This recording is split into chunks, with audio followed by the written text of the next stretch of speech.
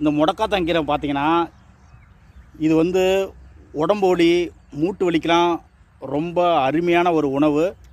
வாரத்துக்கு ஒரு 2 முறையாச்சும் சாப்பிட்லாம்.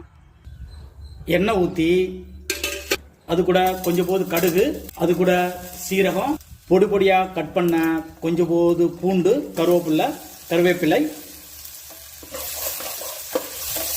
அது கூட ஒரு 2 வெங்காயம், ஒரு பச்சை மிளகாய், இதை நல்லா வந்து ஃப்ரை பண்ணிக்கிங்க.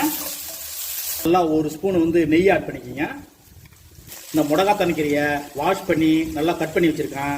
இது கூட ஆட் பண்ணுங்க. அது கூட போதுமான சால்ட்டு, ஒரு 3 முட்டையை ஆட் பண்ணுறேன். அது கூட கொஞ்சம் மஞ்சத்தூள், கொஞ்சம் மிளகுத்தூள். பூரா ரெடி ஆயிடுச்சு.